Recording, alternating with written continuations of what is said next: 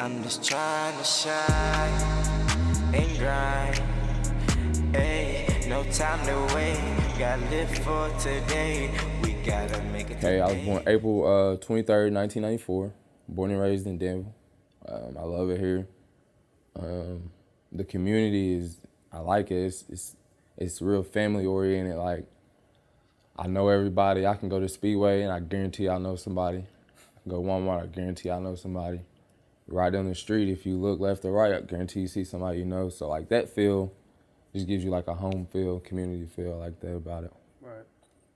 Well, like when you were growing up, what was your support system like? It was great. My dad was always around. I remember him taking me to and from games. Elementary school and coming up, my mom was always around. My uncle was always around. They always came to my granny was always around. And they always influenced me to do sports activities. They never told me no. I played outside all day. They never made me come in the house until it got dark, obviously. But they were always supportive for things that I was trying to do. Like I said, my dad, he was at every game that I can ever remember, which I noticed that, and it goes all the way from, I remember playing at Hogsett, 5th grade, 4th grade, my mom and uncle being there and my dad being there. And I remember times he took me to Hogsett games. And then I could flip it all the way to the very last game I played at Kentucky State University my senior year. We were playing all the way in Birmingham. And I don't even think I remember us talking about him coming. I just remember looking up in the crowd, just like a natural look up. He was up there. So like, he's always been very supportive, and in that regard, is coming to show support, being at every game. In my 4 years at Kentucky State, he may have missed 3 games, maybe, and if so, it was due to work. It wasn't just him not coming.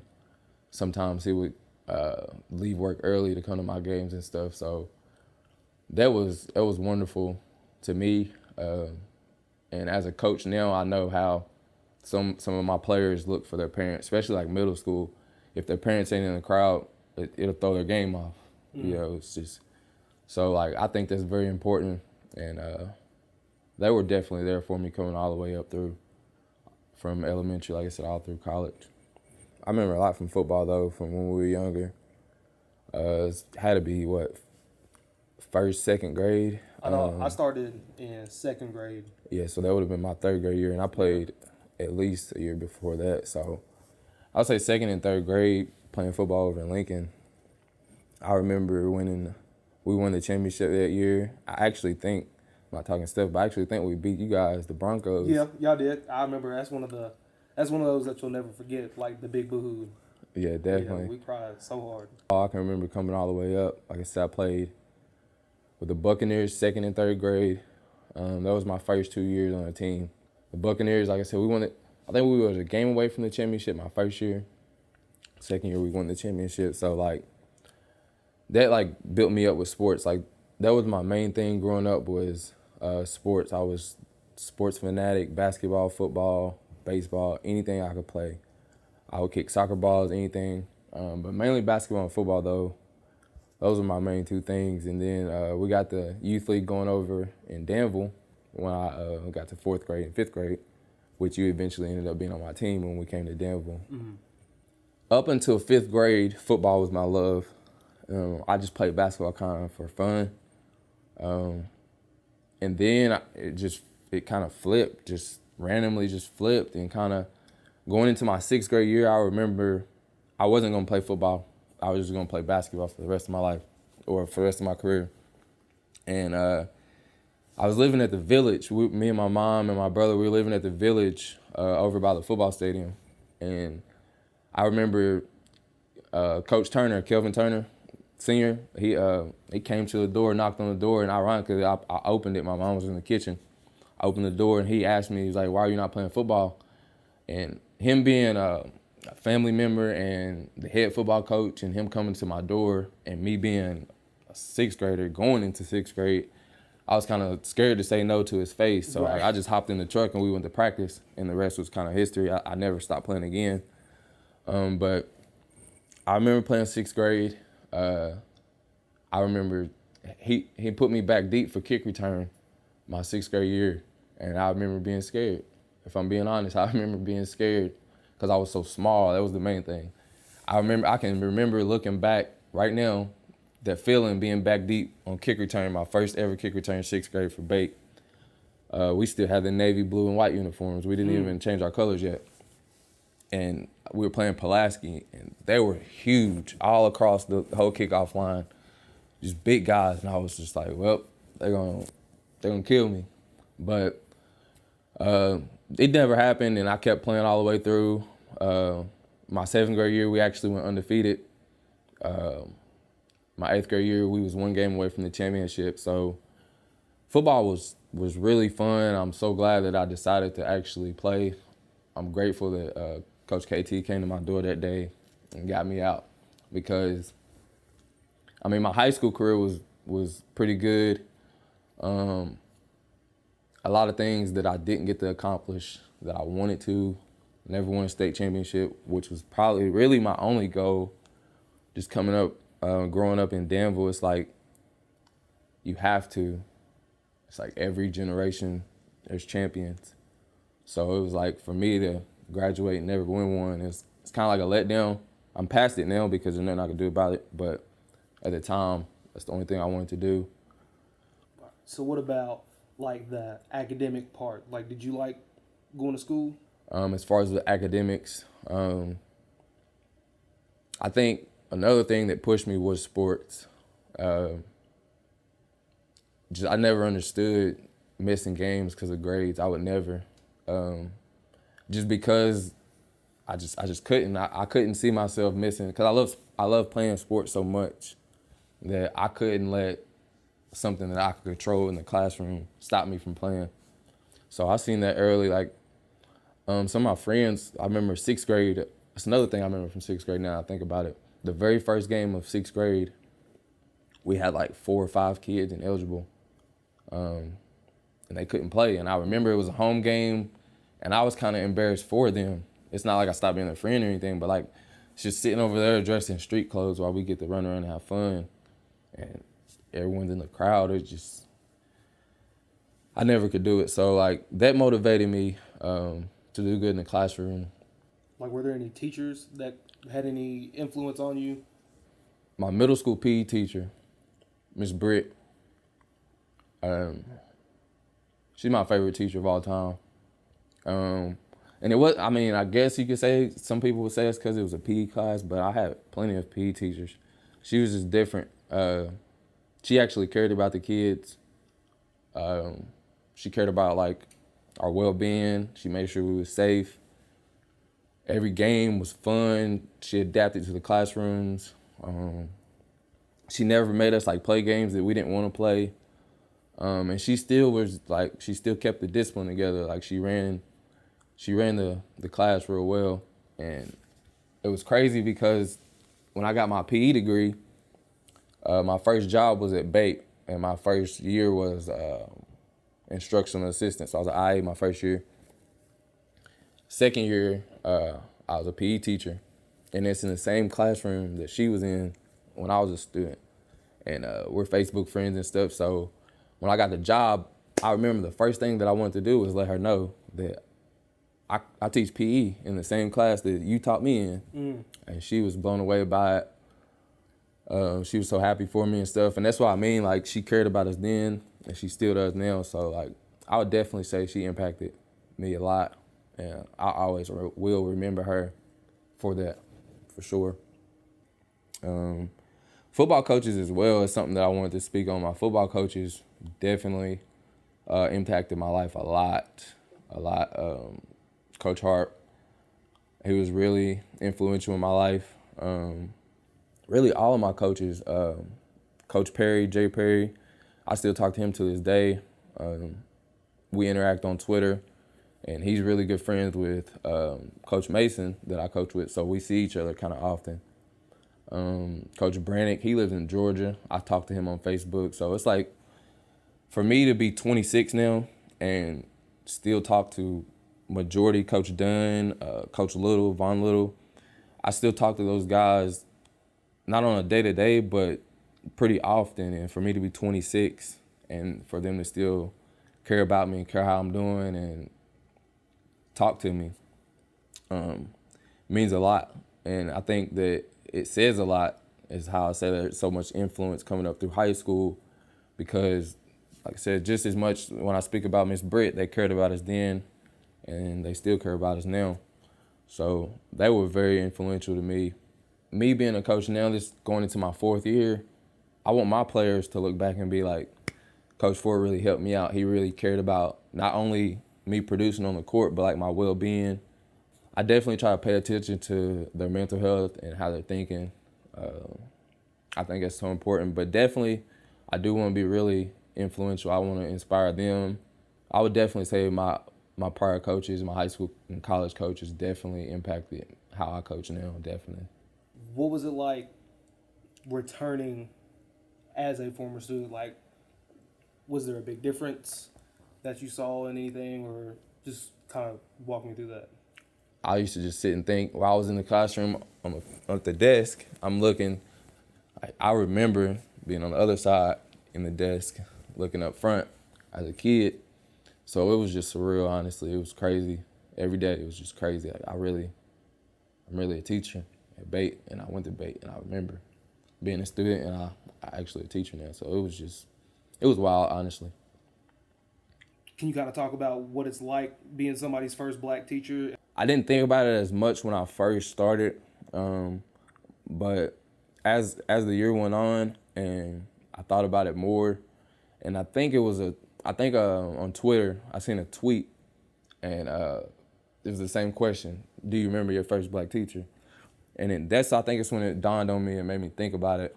I think the kids were very fond of me, like, because I'm not your average. Like me personally, I don't look like a teacher, I don't think. I don't fit the description of a teacher.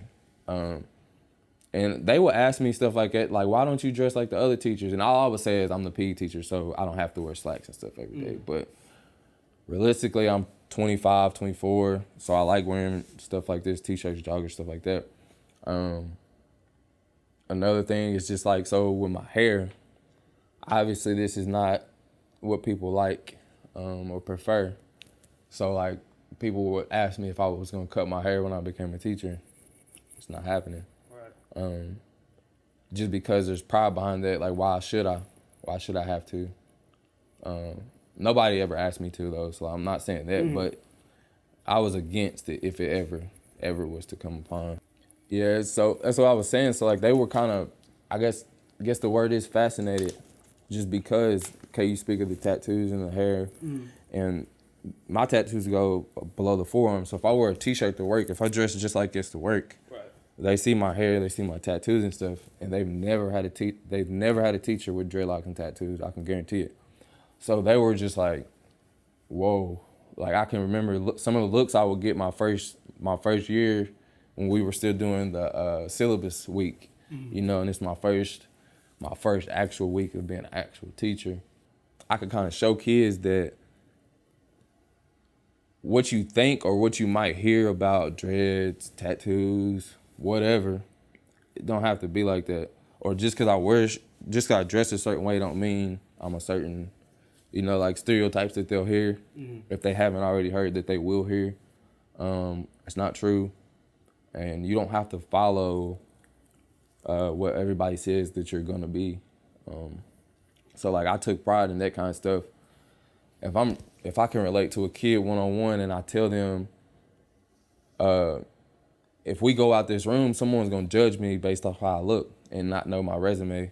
Like you said, okay, my resume is pretty decent with sports, but I've never had bad. Not only that, you got a degree. Yes, I'm saying, a college degree. I've never had bad grades. I've never been in any legal trouble.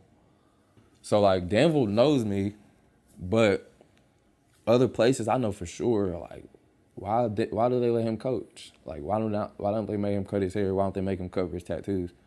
Well, I've heard people, look at his arms, he got tattoos. Like, cause just like I said, it's stereotype. They think tattoos on my forearms, it means something. I didn't get to speak on it earlier, but I'm fascinated with art. I can draw and stuff. So like, this is just art to me. I know all my tattoos have meanings to me. I don't do this for like, I don't really care much for you to be like, oh, I like your tattoos. I really do it for myself. Mm-hmm. So like the image and the portrayal and the stereotypes, like I try to really let them know that you can be exactly who you are. If you want yellow hair, pink hair, if that's what you want to do it. You know, that was my main thing. It was kind of like, by the time I knew I was done teaching, I wasn't really even teaching PE anymore. I was kind of trying to teach them to be themselves. It was literally my only goal. Be yourself, 100%. My last 2 jobs, I'll speak on photography first. Mainly because I haven't been doing it that long. I would say maybe 2.5 years. And it wasn't something that I was really into. I would say as a kid, being so much into fashion, I would have said I wanted to be a model before I wanted to be a photographer. I wanted to be the guy on this side of the camera opposed to behind the camera. But when I got out of school, I bought a camera and was just fascinated with how it worked. And I needed to teach myself. Like, people go to school for that stuff. So I just took it as just something that I could teach myself, something else I could research. So without any educational background on photography or anything like that, it's strict YouTube. It's what I've taught myself, how to be a photographer. And, you know, I've kind of built a brand with that. And it just started with me just literally getting a camera. Can you kind of give us the Chosen Crew origin story, then what you have planned for the future? Yeah, so with Chosen Crew, so like it really originated, like I said, I've always been into the clothes and the fashion, but the main reason that it started was because basketball didn't pan out how I wanted it to. I don't really have any regrets, but I did think I would play a little bit longer. But so like in late 2017, I had just finished playing football for Kentucky State my last year, my senior year, played football. And I was, like I said, I was training to go overseas to play basketball, and I wanted to go play in Canada. So that's really what I just stuck my mind on. And during that time, I just kept it real with myself and was just like, if this don't pan out, you need other avenues because school's over. You already got your degree. Do you really want to pursue that? How long are you going to try this basketball dream? Because some people try forever. I don't want to do that. So, like, I really just had to sit and just think. I refer to it like you pulling up to a red light, like a stop sign or a stoplight, and all the lights are red, and you just sitting there, nobody else is on the road. That's how I like describe that time period in my life. Like, I was just sitting at a red light, and the light was never turning green, and I just needed a time to just think of like, what is life like without sports? So I thought of other things that I was passionate about. What could I go hard about? Because I can go 8 hours in the gym like it's nothing. What else can I give 8 hours towards it like it's nothing? Clothing was it. So I always felt like, me personally, it's been on me to help other people see their potential, to help guide people in a sense, because I feel like I'm confident in myself. I've never really lacked confidence, but I can notice when other people lack confidence, or somebody might be really, really talented and gifted, but they don't think that. So I've always felt like I needed to get the most out of people. I've always felt like that friend, or just that person, even like I said in high school, even if I wasn't your friend, I'm gonna try to make you feel good so that you can be your best. And I felt like I was chosen to do that. Like, it's just something that I was supposed to do. Like, it's been going on since I was in elementary. Like, I always help people with not expecting anything in return. Give you a ride, I don't want your money. I'm supposed to. I'm blessed with a car. You're not right now. I'm supposed to do this kind of stuff. You don't think you can do this? I'm supposed to tell you that you can. Other people probably gonna tell you that you can't. If a kid's like, I want to go to the NBA, somebody told their kid that you can't go to the NBA, it's on me to tell them that they can. Whether they can or they can't, somebody got to tell them that they can. So I've always felt like I've personally been chosen to do that. And I know there's other people like me. So like, that's where the chosen part comes. And then the crew comes with, like I said, people linking up and coming together. Like if, just saying an example, if I feel like I'm one of the chosen ones, I feel like I'm supposed to help other people. And if you was lacking self-confidence, if you lacking knowledge in a certain point, if you lacking environment, like you stuck in the environment, you just moved here, you don't know anything you lack, I feel like I can help you. And I know there's a lot of people like me. So it's just like a bunch of people just like linking up to help each other. It's like there's a lot of hate in the world to where if you got something, I'm supposed to not like you because you got something. Why not? You got something, I got something. We come together and make something more, make something bigger. And then we build a team with us and everybody's doing good. You get what I'm saying? So like that's where the aspect of the crew comes. It's just all about good, positive, kind-hearted people coming together and just trying to build something positive with other people. Has like race ever played into your dating, like in a negative way? Yes.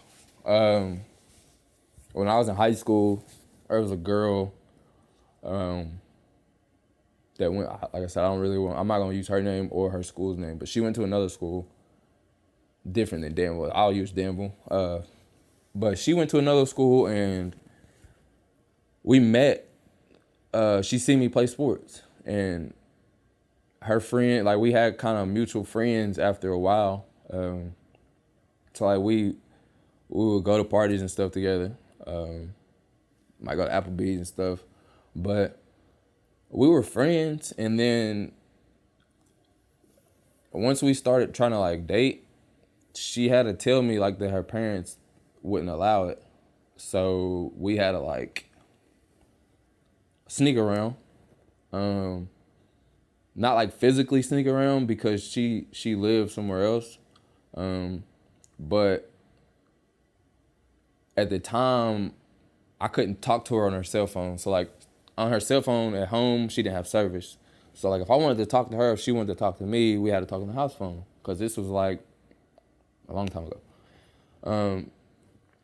So, or if I called her house and a guy answers and I know it's her dad, I gotta hang up real quick.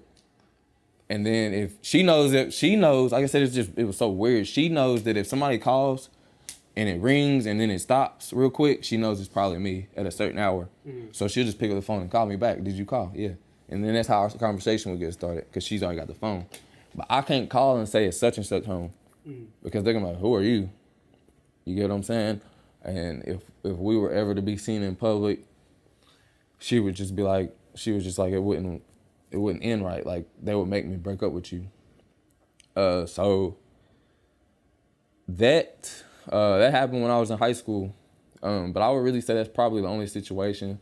Like on my side, my grandmother never cared about who I brought around. If I brought a girl home, she didn't care. She was blue, green, orange. She don't care. She's gonna treat her the same. As long as she treats me right, that's what she's gonna say. As long as she makes you happy, I'm okay with it. There was only one time that I could really say that it made me uncomfortable. And I've been in plenty of situations where I felt like I said I've been stereotyped or racially profiled. But there was only one time that I could really say made me feel some kind of way. We were at Bait though, a middle school game, and I was going to unlock the locker room for the opposing team. Mm-hmm. And I heard one of the little girls say, "He looks like a thug." He looks like a thug. I just heard it, and they like it's before the game, so like no fans are there yet. It's just me and the other team, and their coaches. And I heard it. I didn't respond to it. I didn't react to it. So I unlocked the door. There y'all go. Some of the other girls was like, "Thank you. This locker room was nice." Like I remember hearing all that stuff, but that stood out to me. I don't know which girl it was. Like I said, I'm not gonna say the team, but it stood out to me, and the reason it stood out is because I don't feel any kind of way towards that girl. She's just a little girl. What bothers me, and still to this day bothers me, is somebody taught her to think that way. She's 11. There's no way that she's just like, oh, that's a thug based off because of my hair and my tattoos, like I said, and my skin color. All of that together, somebody's taught her that that's a thug. You need to stay away from people like that. The one on Main Street, though, it was crazy because, honestly, I could say that I deserved to maybe be pulled over because I didn't have my seatbelt on. So I was breaking the law. I didn't have my seatbelt on. But the officer, and I won't use names, the officer that pulled us over, never said anything about a seatbelt. Like I said, it's just another situation where I feel like I was being profiled. I had a nice car. I've always dressed nice. My music was loud, but that's not against the law. Right. It's 3 o'clock in the afternoon. I can play my music however I want, and I'm out in town. I'm out in the neighborhood. I'm not disturbing anybody. So like, I didn't think I was doing anything wrong other than my seatbelt, but he never said anything about the seatbelt. He initially went to guns and drugs. What was his questions? Are there guns or drugs in the car? I said no, which there wasn't. And he was like, do you mind if I search? And I said, yeah, I mind, because why would you? Like, there's no probable cause. You just asked the question, I said no. And then you want to search, I say no, because I can do that. I can do that, right? Mm-hmm. So when I told him my mind, like, I don't want you to, I was like, I don't want you to search, but I mean, if you the police, like, you can do whatever you want, which he did. So he walked back, got his K9 dog. Fast forward, he made everybody get out the car. So we're on Main Street, middle of the day. All 4 of my BMW doors is wide open, and he's walking his dog through my car. Dog going through the car, walking through the front seat. Dog going through the car. Dog comes out the car. He hands the leash to the other officer, because by the time all my doors is open, there's 4 or 5 cop cars that then pulled up. Danville police. The sheriff put me over, but Danville police was all over the place. So he hands his dog leash to the other officer, and now he's going through. He takes my backpack and he's dumping in my backseat, dumping everything out. When he gets done, he sees there's nothing in there. He just drops the bag. He's just messing my car up, dirtying everything up. I ate Fazoli's. He's looking at my Fazoli's bag, moving stuff around. Just leave it however it was whenever he's done. So like I said, there was nothing in there. But he really had my doors open, walking the dog. He's searching through. While he was searching through the car, the other officers had my other friends. Like I said, I still don't really want to use names. Was it 2 or 3? 2 of my other friends were with me, and they had them take their shoes off. So they were searching them all the way down to their socks, patting them down, patting their shoes, shaking their shoes off, while I'm over talking to the sheriff, me and the sheriff, and he got my other 2 friends, and they patting them down. When they get done with them, they come pat me down. They don't make me take my shoes off, though, but they patted me down after. So like I said, after there's nothing found, he's not even talking about the seatbelt no more. It's just like a dead situation. Like, there's nothing to do no more. So like, he just ended up letting us go. But it's just like, why? Why all of that? Why? I've been pulled over, and the officer goes right by strict protocol, and he asks questions, or he comes up and says, I pulled you over because, or do you know why I pulled you over? Questions like that. Do you have a license? Like all that stuff. None of this happened. And this is not the only time this happened. I'm riding at, like I said, 11:30 midnight range over by the hospital. I'm turning left to go towards like the hub and towards Main Street. Sheriff's at the light. So as soon as I turn left, he's behind me. We turn left on Main Street, like where Copper and Oak is now. So we turn left, he's right behind me. Boom, we go left. This is still when Main Street has 2 lanes. Then we only got 1. We had 2 lanes then. So we're at the light, the art center, courthouse with the light facing Speedway. I'm here, he's here. We both go parallel with each other. And I'm going slow on purpose because I feel like he's trying to pull me over because he's going just as fast as I am. Just as fast. So we're going down the road being petty. Mm-hmm. And when I'm about to like go on 5th Street, I got to go right because it's 2 lanes and my lane's only going to go right. He comes to a complete stop, jumps right behind me, turns on 5th Street with me. So at this point, I was like, I know I'm going to get pulled over. But I got all my stuff, I don't, what I'm saying? I don't do nothing. So like, I'm okay. Pulls me over. Like I said, it's the second time that I was pulled over and no protocol was followed. It's not, I walk up, do you know why I pulled you over? He asked me questions about the previous week. He asked me questions about the previous week. Where was you? Did you know I was behind you the other week? Where was you going? Why'd you go away so fast? I said I was going home. I was going to my dad's house. He asked me that. He obviously asked the guns and the drugs question. And I did give him, I said you could search. I was like, you could search. But he didn't. He didn't never call me back up. But he gave me like a 20 question questionnaire. And the last question was, can I see your license? The very last question that he asked me was, can I see your license? After he asked where I went to college, what I was doing, where I was going, why I was out riding late, guns, drugs, the situation about him following me last week. We talked about my degree. We talked about all kind of stuff during that stop. And then he was like, can I get your license? And I told him, I said, I can't. I said, I'm not reaching, because my backpack was in the back. And I was like, my wallet's in my bag. And I was like, I'm not reaching for it, because all this stuff that you're doing already illegally, I'm not trying to do any kind of crazy stuff. So I was like, you can get it. I was like, but he's like, you don't have to put your hands up. You don't have to put your hands up. I was like, but you over here breaking all these laws and doing all this stuff wrong. So I'm going to have my hands up. I'm not going to give you any kind of excuse to do anything. And it was just crazy, like I said, because people would think that kind of stuff don't happen. It's just small old Danville. It's just Kentucky. But it happens. It definitely happens.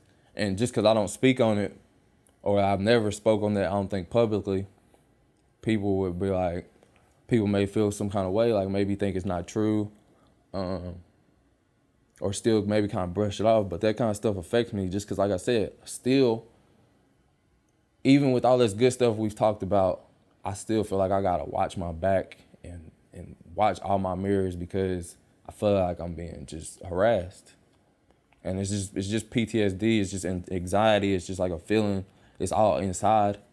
Honestly, because I don't get harassed on a day-to-day, but it's just because of my past times. Like, those situations make me feel how I feel and make me approach me just leaving and going from my house to my friend's house. If I want to ride from my house to your house, I'm looking at all my mirrors the whole way. And it's not because, like I said, it's not because I'm doing anything. It's just like a natural paranoia, fear that they're going to try to just pull me over. And anything can happen. We know anything can happen once they get you. Relationship-wise, I wouldn't really, I guess not to myself, advice.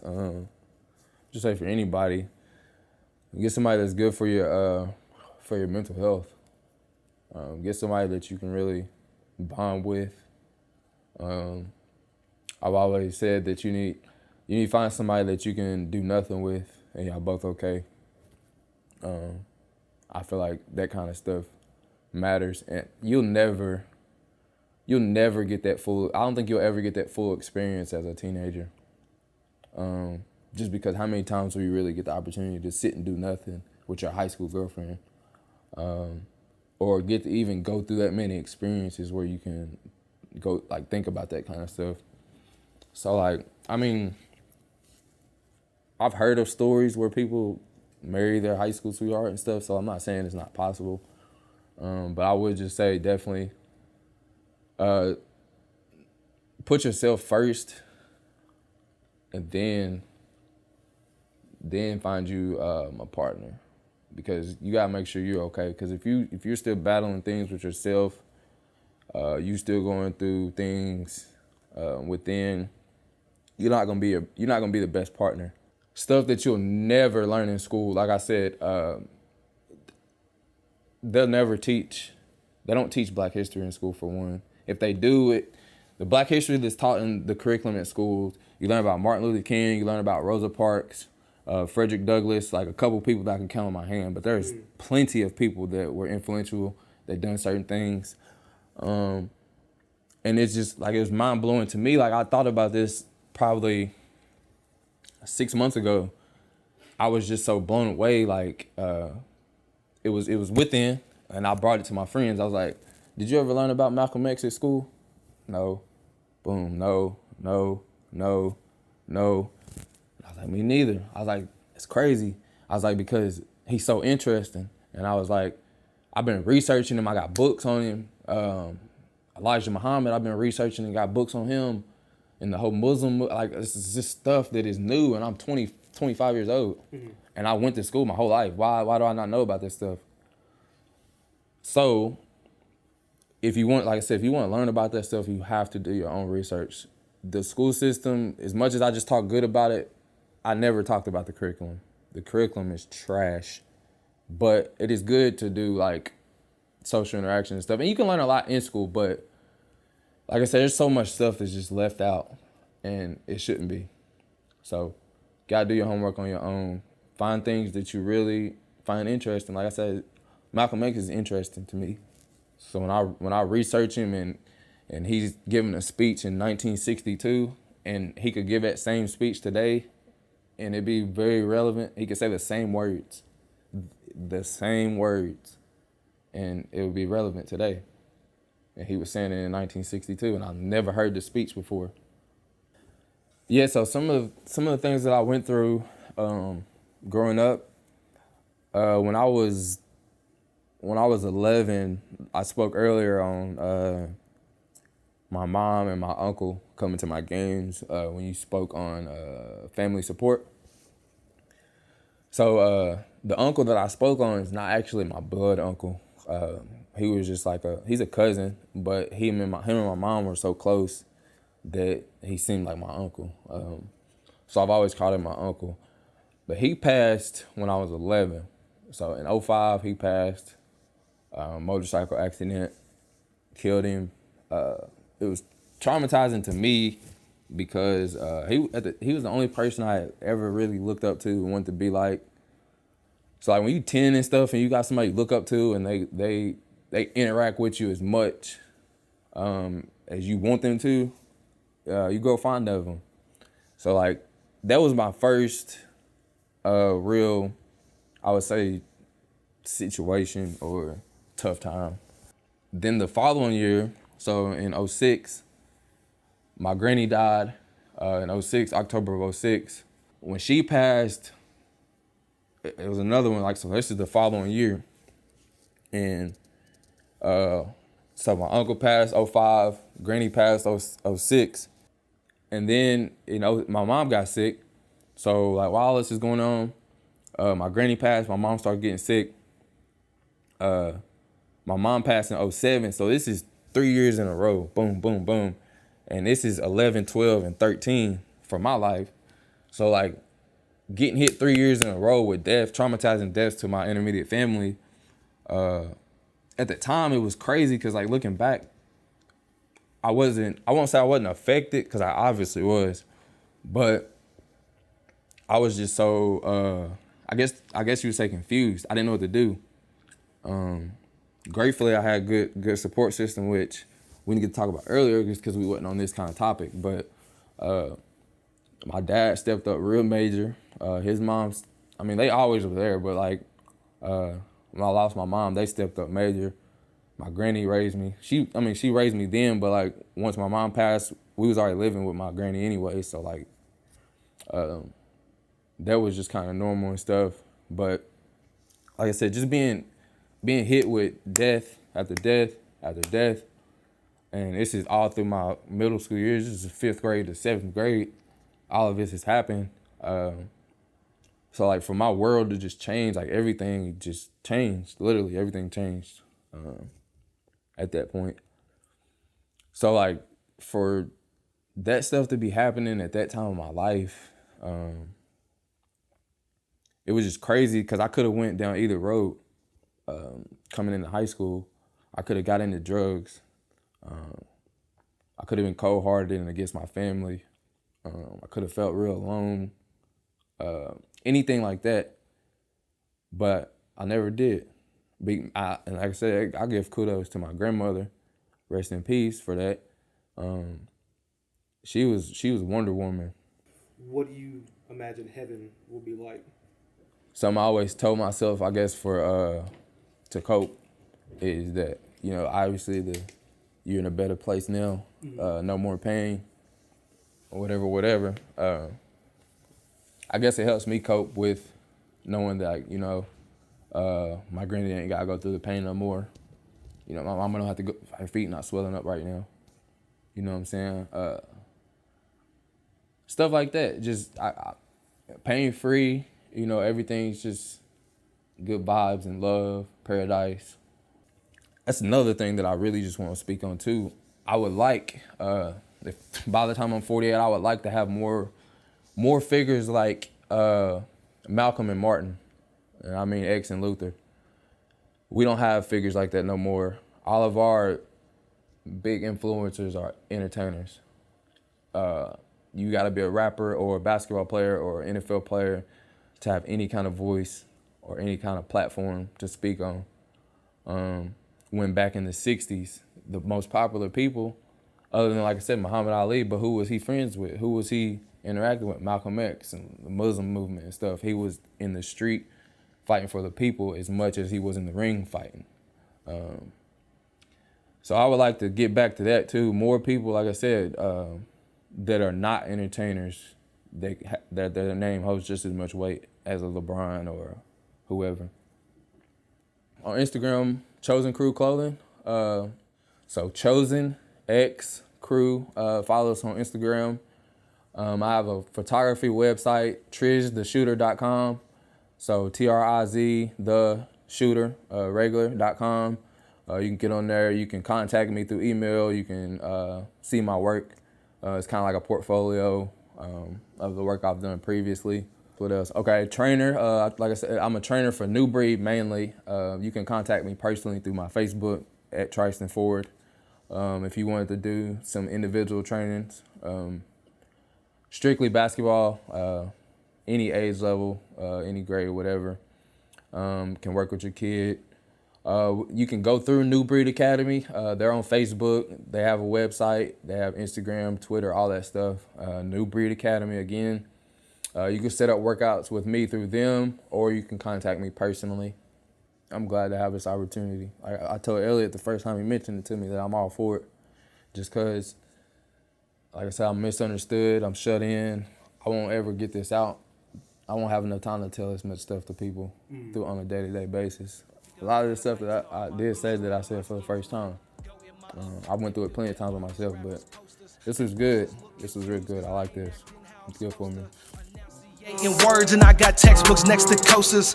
Block it out, sit back, relax, and then I sip my Folgers as I start scrolling through a little social media. I see a video of people feeding all the needy, bro, that's cool.